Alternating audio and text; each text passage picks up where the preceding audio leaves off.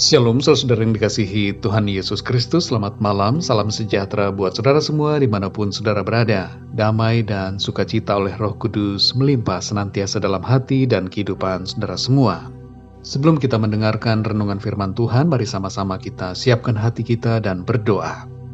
Bapa kami yang di surga, Bapa di dalam nama Tuhan Yesus Kristus, kami mengucap syukur kepadamu oleh karena pimpinan dan penyertaan Tuhan di sepanjang hari ini. Tuhan sudah menyertai kami, Tuhan sudah menolong kami dalam pekerjaan, dalam tugas-tugas dan segala aktivitas kami. Kami bersyukur untuk segala berkat dan kebaikan Tuhan. Pada saat ini ya Tuhan, kami mau mendengarkan kebenaran firman-Mu. Berbicaralah kepada kami masing-masing dan berikan kami pengertian untuk dapat memahami akan kehendak-Mu. Terima kasih ya Tuhan. Dalam nama Tuhan Yesus kami berdoa. Haleluya. Amin.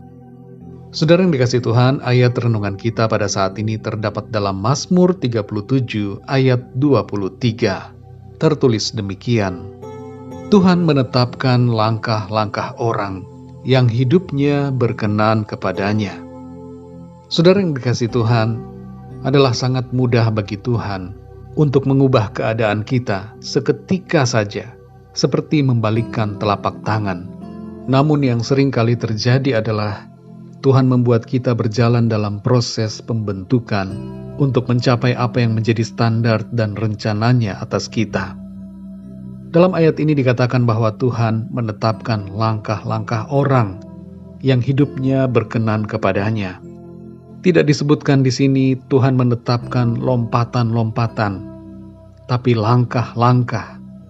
Artinya bahwa ada proses yang harus kita lalui, ada proses yang bertahap untuk kita masuk dalam penggenapan rencananya. Ketika Tuhan menyampaikan suatu visinya secara khusus kepada kita, kita tidak langsung mencapai visi itu dengan mendadak atau tiba-tiba, tapi melalui sebuah proses. Proses inilah yang merupakan masa-masa pengujian dan pembentukan untuk melihat sejauh mana kita berubah menjadi pribadi dengan karakter yang seturut dengan kehendak Tuhan. Dalam proses itu, saudara, kita dijadikan pribadi yang lebih sabar, lebih kuat, beriman, dan mengasihi Tuhan. Proses itu juga membentuk kita untuk menghargai setiap pencapaian yang kita raih bersama Tuhan. Proses itu menjadikan kita pribadi yang rendah hati, tidak sombong, tapi senantiasa sadar bahwa semuanya adalah karena kemurahan dan pertolongan Tuhan. Saudara yang dikasihi Tuhan, kebanyakan dari kita ingin yang instan, ingin yang cepat, tidak mau proses, tapi mau shortcut atau jalan pintas. Dan inilah yang seringkali membuat kita terjerumus ke dalam masalah. Mari kita belajar, saudara, untuk mengikuti proses dari Tuhan.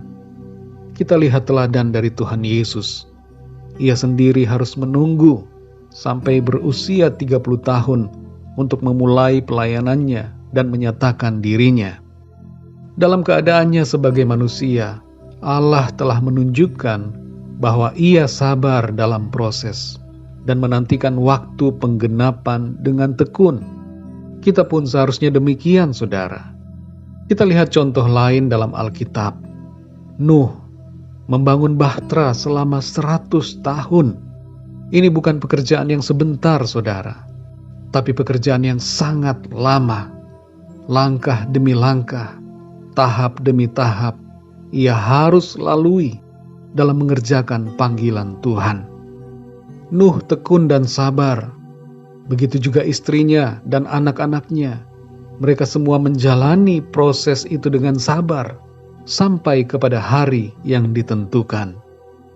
Kuncinya di sini, saudara, dalam setiap proses adalah kesabaran, ketekunan, dan kesediaan untuk dibentuk, meninggalkan tabiat lama, meninggalkan dosa, merelakan diri diubahkan Tuhan untuk siap masuk dalam rancangannya.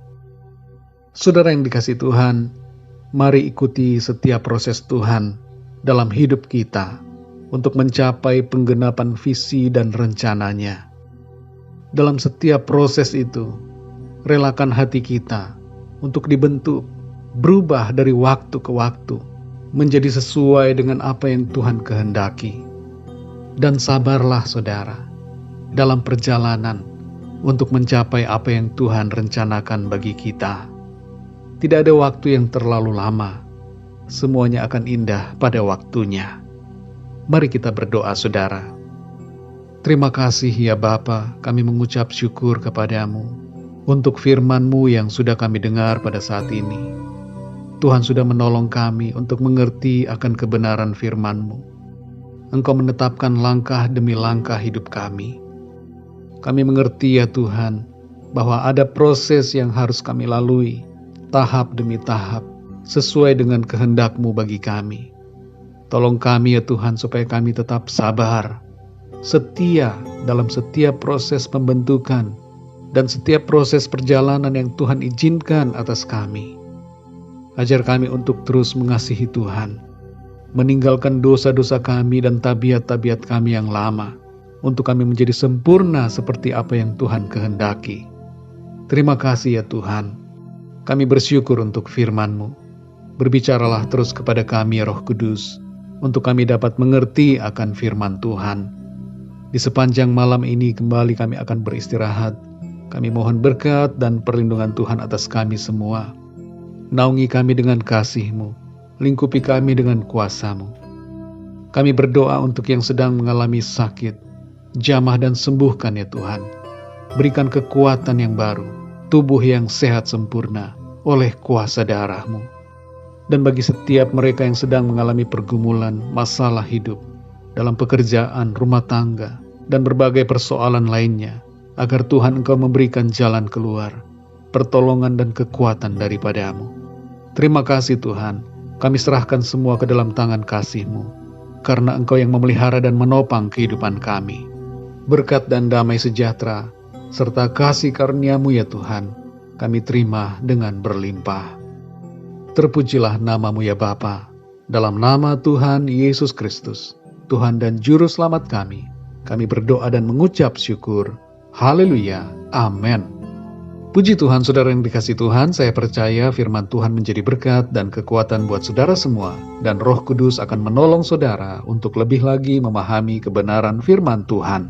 Tuhan Yesus memberkati saudara semua. Selamat malam, selamat beristirahat, dan sampai jumpa dalam renungan yang berikutnya. Haleluya.